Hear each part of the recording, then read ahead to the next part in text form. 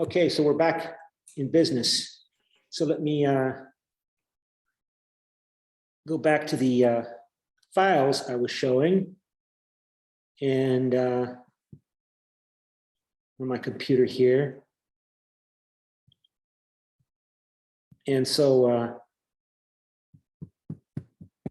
scroll to the end. And so I think I sent you 7, 8. Did I send this? Let me check to open this up here. View. I've got to rotate this thing so you can see it. Okay, so then we let me see here. Yeah, so okay, so the rest of the I'll send you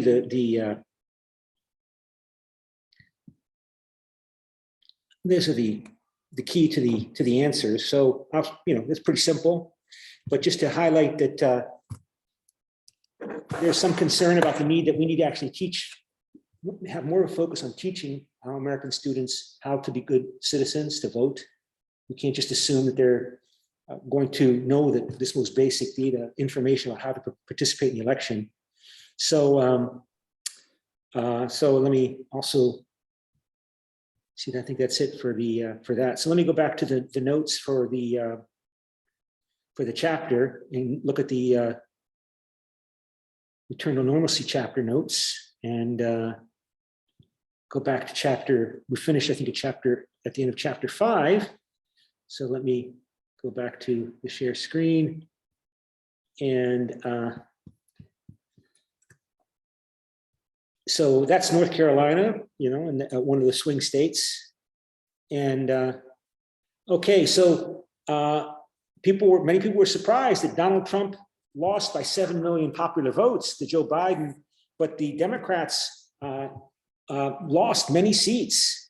And perhaps the most striking outcome of the 2020 election was that Republicans came close to retaking the House of Representatives majority just 2 years after the 2018 blue wave gave a majority to the Democrats, allowing the Democrats to control the House after an 8-year absence, responding to Donald Trump in 2018.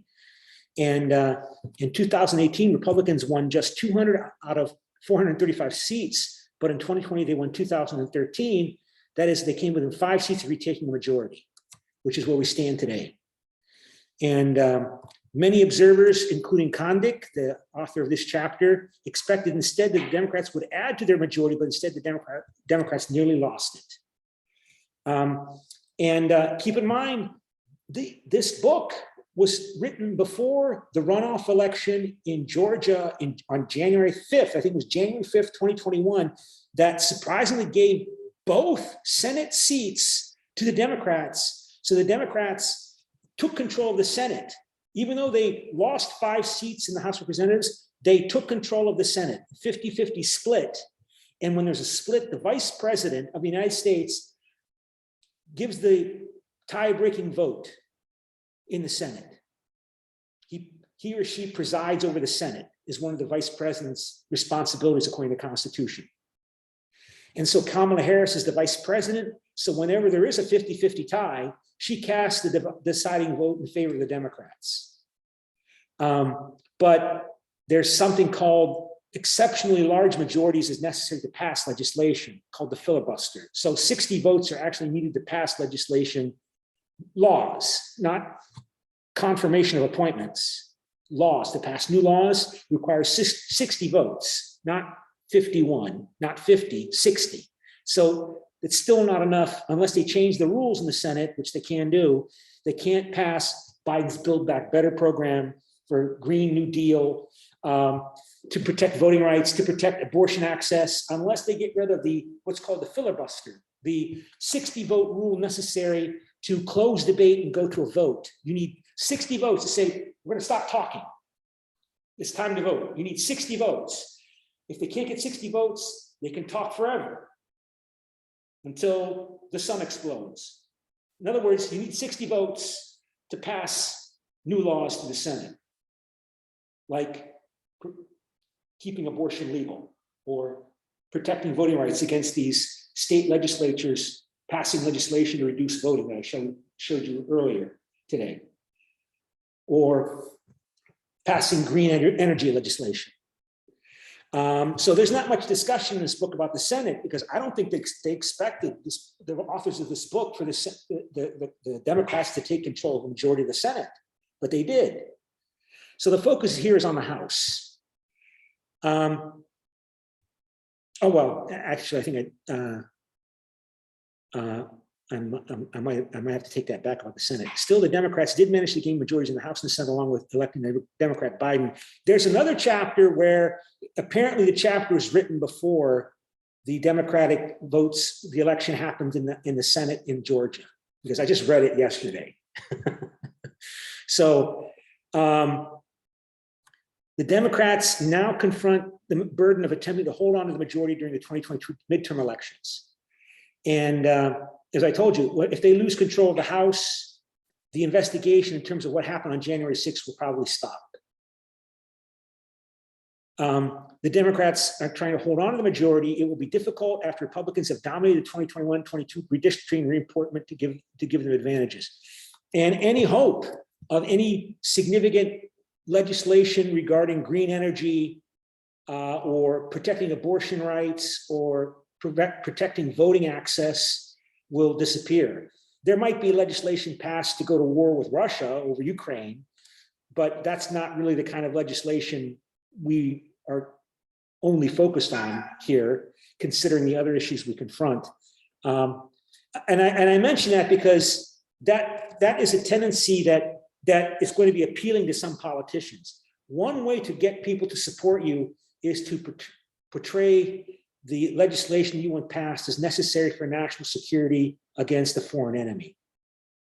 And if Russia and China become more and more stereotyped as sources of threat to the United States, it might encourage more Republican and Senate cooperation, Republican and Democratic cooperation in the Congress.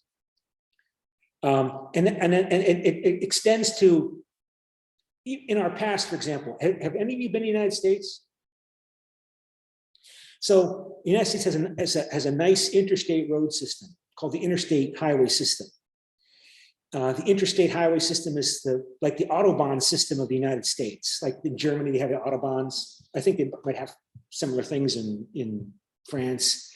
The US has that. That was adopted in the 1950s, and it was justified under the American Defense Act that the President of the United States at the time pushed for that legislation in order to build a road system to be able to mobilize America to fight a war with the Soviet Union. That was the justification. We needed roads to be able to leave American cities if they're coming under nuclear attack. And we need road system in the United States, a nice interstate road system to mobilize American forces to prepare for war with the Soviet Union. It was called the American Defense Act, to build infrastructure. So that's what I've been focused on.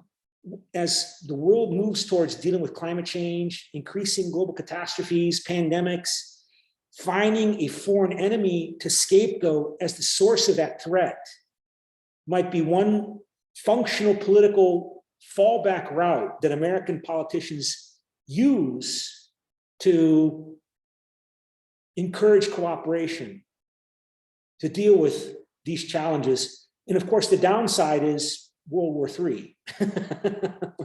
You want to put limits on that, but you are seeing, for example, Republicans and Democrats agreeing to pass legislation to provide military aid to Ukraine. They just passed legislation by near big majorities, Democrats working with Republicans. And of course, the claim is we need to move away from oil and gas because countries like Russia get most of their money from oil and gas. So we need to move away from oil and gas so Putin can't use the profits from oil and gas exports to fund his military conquests. Same with Iran, supposedly.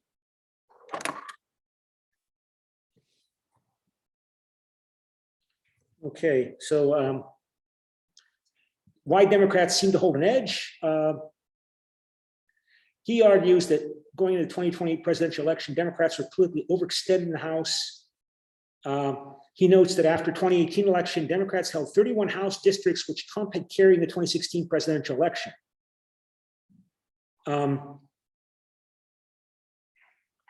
Democrats have also done exceptionally well in 2018 in California, a Democratic stronghold, pushing the limits which was politically feasible by adding 7 new Democratic seats to hold 46 to 7 seats. California, of course, is the most populous American state.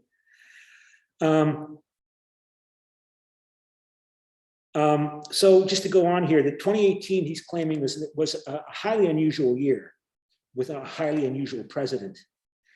And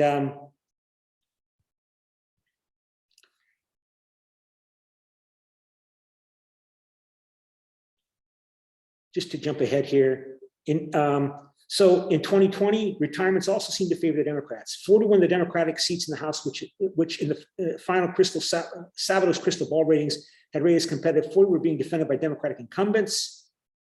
I guess in some retirements, the primary season redistricting appeared to benefit the Democrats more than Republicans, but the results turned out to be otherwise. So the point is, people were surprised by the outcome of the 2020 elections for Congress.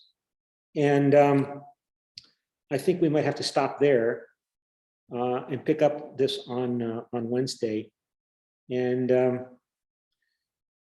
okay, so any questions? If no, thank you. And I look forward to reading your paragraphs tomorrow. Okay, bye.